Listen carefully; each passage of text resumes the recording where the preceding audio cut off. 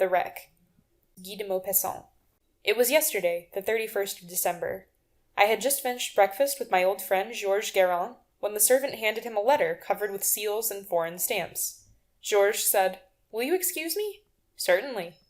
And so he began to read the letter, which was written in a large English handwriting, crossed and recrossed in every direction. He read them slowly, with serious attention and the interest which we only pay to things which touch our hearts. Then he put the letter on the mantelpiece and said, "That was a curious story. I've never told you about it, I think. Yet it was a sentimental adventure, and it really happened to me. That was a strange New Year's Day indeed. It must have been 20 years ago, for I was then 30 and am now 50 years old. I was then an inspector in the Maritime Insurance Company, of which I am now director. I had arranged to pass New Year's Day in Paris, since it is customary to make that day a fete, when I received a letter from the manager, asking me to proceed at once to the island of Rhe, where a 3-masted vessel from Saint-Nazaire, insured by us, had just been driven ashore. It was then 8 o'clock in the morning. I arrived at the office at 10 to get my advices, and that evening I took the express, which put me down at La Rochelle the next day, the 31st of December. I had 2 hours to wait before going aboard the boat for Rhe, so I made a tour of the town. It is certainly a queer city, La Rochelle, with strong characteristics of its own streets tangled like a labyrinth, sidewalks running under endless arcaded galleries like those of the Rue de Rivoli, but low, mysterious, built as if to form a suitable setting for conspirators and making a striking background for those old-time wars, the savage heroic wars of religion. It is indeed the typical old Huguenot city, conservative, discreet, with no fine art to show, with no wonderful monuments such as make Rouen, but it is remarkable for its severe, somewhat sullen look. It is a city of obstinate fighters, a city where fanaticism might well blossom, where the faith of the Calvinists became enthusiastic, and which gave birth to the plot of the 4 sergeants. After I had wandered for some time about these curious streets, I went aboard the black, rotund little steamboat which was to take me to the island of Rhe. It was called the Jean Guiton. It started with angry puffings, passed between the 2 old towers which guard the harbor, crossed the roadstead, and issued from the mole built by Richelieu, the great stones of which can be seen at the water's edge, enclosing the town like a great necklace. Then the steamboat turned to the right. It was one of those sad days which give one the blues, tighten the heart and take away all strength and energy, and force a grey, cold day, with a heavy mist which was as wet as rain, as cold as frost, and as bad to breathe as the steam of a wash-tub. Under the slow sky of dismal fog, the shallow, yellow, sandy sea of all practically level beaches lay without a wrinkle, without a movement, without life, a sea of turbid water, of greasy water, of stagnant water. The Jean Guiton passed over it, rolling a little from habit, dividing the smooth dark blue water and leaving behind a few waves, a little splashing, a slight swell, which soon calmed down. I began to talk to the captain, a little man with small feet, as round as his boat and rolling in the same manner. I wanted some details of the disaster on which I was to draw up a report. A great square-rigged 3-master, the Marie Joseph of Saint-Nazaire, had gone ashore one night in a hurricane on the sands of the island of Rhe. The owner wrote to us that the storm had thrown the ship so far ashore that it was impossible to float her, and that they had to remove everything which could be detached with the utmost possible haste. Nevertheless, I must examine the situation of the wreck, estimate what must have been her condition before the disaster, and decide whether all efforts had been used to get her afloat. I came as an agent of the company in order to give contradictory testimony, if necessary, at the trial. On receipt of my report, the manager would take what measures he might think necessary to protect our interests. The captain of the Jean Guiton knew all about the affair, having been summoned with his boat to assist in the attempts at salvage. He told me the story of the disaster. The Marie Joseph, driven by a furious gale, lost her bearings completely in the night, and steering by chance over a heavy foaming sea, a milk-soup sea, said the captain, had gone ashore on those immense sandbanks which make the coast of this country look like the limitless Saharas when the tide is low. While talking, I looked around and ahead. Between the ocean and the towering sky lay an open space where the eye could see into the distance. We were following a coast. I said, "Is that the island of Rhe?" "Yes, sir." And suddenly the captain stretched his right hand out before us, pointed to something almost imperceptible in the open sea, and said, "There's your ship." "The Marie Joseph?" "Yes." I was amazed. This black, almost imperceptible speck, which looked to me like a rock, seemed at least 3 miles from land. I continued, "But, Captain, there must be 100 fathoms of water in that place." He began to laugh. 100 fathoms, my child? Well, I should say about 2. He was from Bordeaux. He continued, "It's now 9:40, just high tide. Go down along the beach with your hands in your pockets after you've had lunch at the Hôtel du Dauphin, and I'll wager that at 10 minutes to 3, or 3 o'clock, you'll reach the wreck without wetting your feet, and have from an hour and 3/4 to 2 hours aboard of her, but not more, or you'll be caught. The faster the sea goes out, the faster it comes back. This coast is as flat as a turtle. But start away at 10 minutes to 5, I tell you, and at 7:30 you will be again aboard of the Jean Guiton, which will put you down the same evening on the quay at La Rochelle. I thanked the captain, and I went down and sat in the bow of the steamer to get a good look at the little city of St. Martin, which we were now rapidly approaching. It was just like all small seaports which serve as capitals of the barren islands scattered along the coast. A large fishing village, 1 foot on sea and 1 on shore, subsisting on fish and wild fowl, vegetables and shellfish, radishes and mussels. The island is very low and little cultivated, yet it seems to be thickly populated. However, I did not penetrate into the interior. After breakfast I climbed across a little promontory, and then, as the tide was rapidly falling, I started out across the sands toward a kind of black rock, which I could just perceive above the surface of the water, out a considerable distance. I walked quickly over the yellow plain. It was elastic, like flesh, and seemed to sweat beneath my tread. The sea had been there very lately. Now I perceived it at a distance, escaping out of sight, and I no longer could distinguish the line which separated the sands from the ocean. I felt as though I were looking at a gigantic supernatural work of enchantment. The Atlantic had just been before me, then it disappeared into the sands, just as scenery disappears through a trap, and I was now walking in the midst of a desert. Only the feeling, the breath of the salt water, remained in me. I perceived the smell of the wreck, the smell of the sea, the good strong smell of sea-coasts. I walked faster. I was no longer cold. I looked at the stranded wreck, which grew in size as I approached, and came now to resemble an enormous shipwrecked whale. It seemed fairly to rise out of the ground, and on that great, flat, yellow stretch of sand assumed wonderful proportions. After an hour's walk I at last reached it. It lay upon its side, ruined and shattered, its broken bones showing as though it were an animal, its bones of tarred wood pierced with great bolts. The sand had already invaded it, entering it by all the crannies, and held it and refused to let it go. It seemed to have taken root in it. The bow had entered deep into the soft, treacherous beach, while the stern, high in air, seemed to cast at heaven, like a cry of despairing appeal, the 2 white words on the black planking, Marie Joseph. I climbed upon this carcass of a ship by the lowest side. Then, having reached the deck, I went below. The daylight, which entered by the stove-in hatches and the cracks in the sides, showed me dimly long dark cavities full of demolished woodwork. They contained nothing but sand, which served as foot-soil in this cavern of planks. I began to take some notes about the condition of the ship. I was seated on a broken empty cask, writing by the light of a great crack, through which I could perceive the boundless stretch of the strand. A strange shivering of cold and loneliness ran over my skin from time to time, and I would often stop writing for a moment to listen to the mysterious noises in the derelict, the noise of crabs scratching the planking with their crooked claws, the noise of 1,000 little creatures of the sea already crawling over this dead body or else boring into the wood. Suddenly, very near me, I heard human voices. I started as though I had seen a ghost. For a second, I really thought I was about to see drowned men rise from the sinister depths of the hold who would tell me about their death. At any rate, it did not take me long to swing myself on deck. There, standing by the bows, was a tall Englishman with 3 young misses. Certainly they were a good deal more frightened at seeing this sudden apparition on the abandoned 3-master than I was at seeing them. The youngest girl turned and ran. The 2 others threw their arms around their father. As for him, he opened his mouth. That was the only sign of emotion which he showed. Then, after several seconds, he spoke. "Monsieur, are you the owner of this ship?" "I am." "May I go over it?" "You may." Then he uttered a long sentence in English in which I only distinguished the word gracious, repeated several times. As he was looking for a place to climb up, I showed him the easiest way and gave him a hand. He climbed up. Then we helped up the 3 girls, who had now quite recovered their composure. They were charming, especially the oldest, a blonde of 18, fresh as a flower, and very dainty and pretty.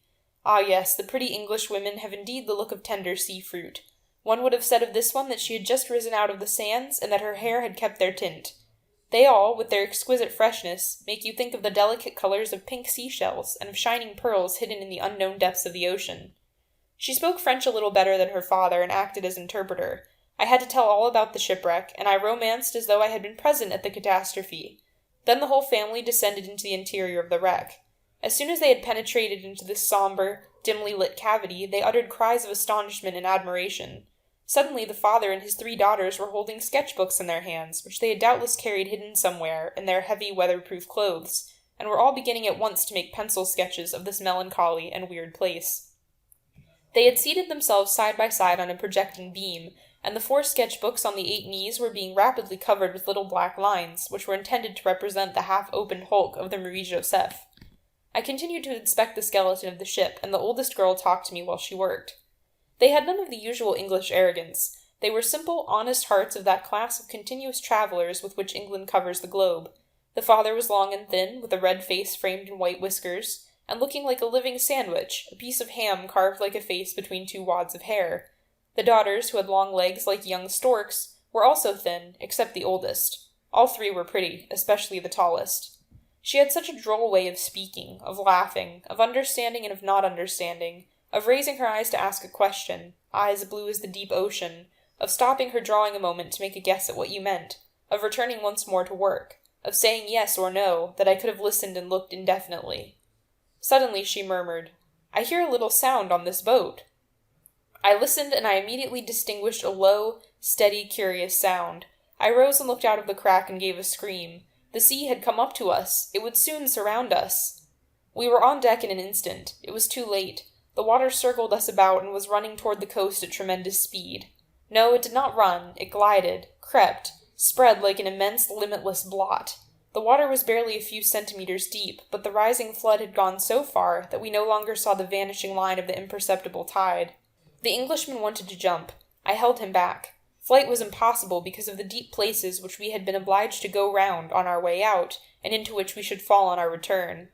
There was a minute of horrible anguish in our hearts. Then the little English girl began to smile and murmured, "It is we who are shipwrecked." I tried to laugh, but fear held me, a fear which was cowardly and horrid and base and treacherous like the tide.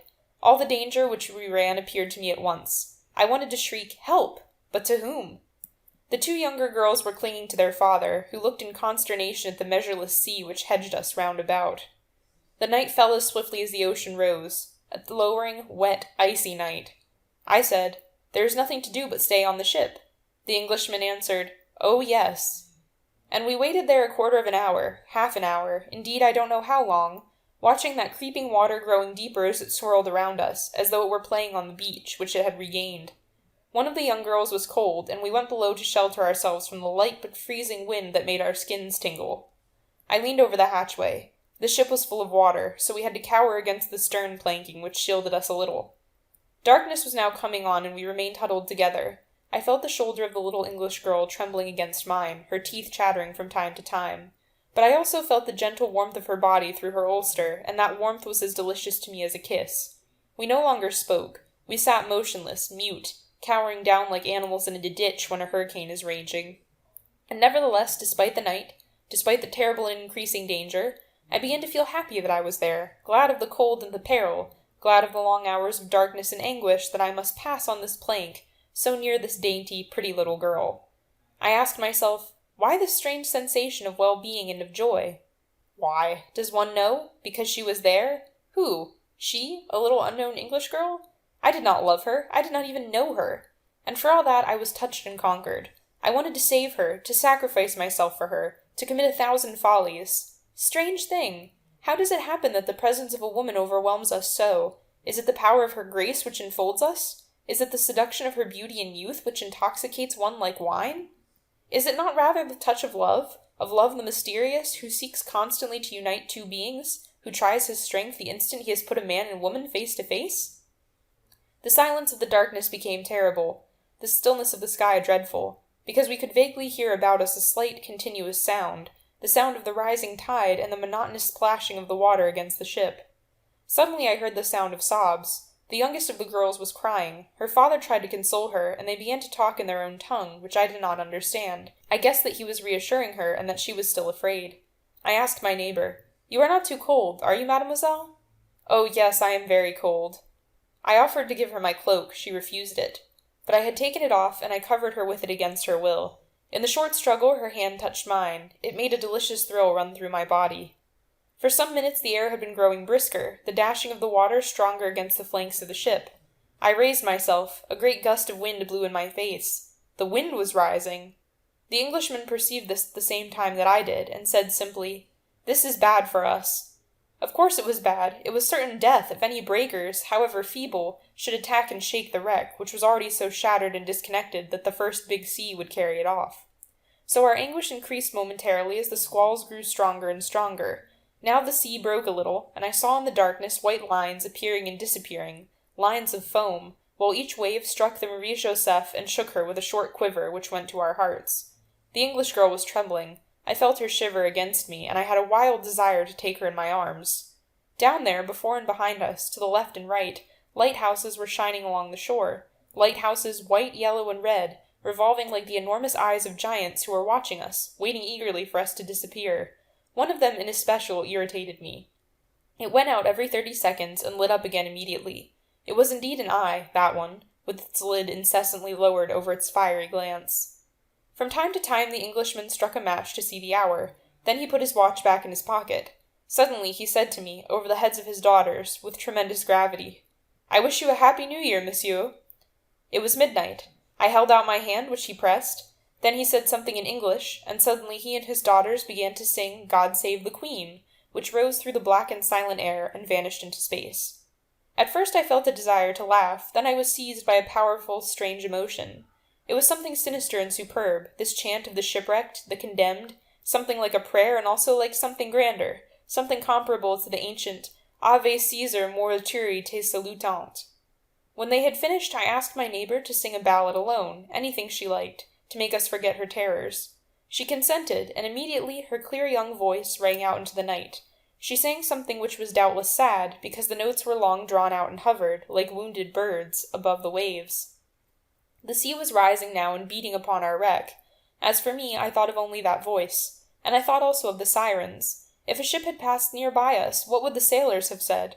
My troubled spirit lost itself in the dream. A siren! Was she not really a siren, this daughter of the sea, who had kept me on this worm-eaten ship and who was soon about to go down with me deep into the waters?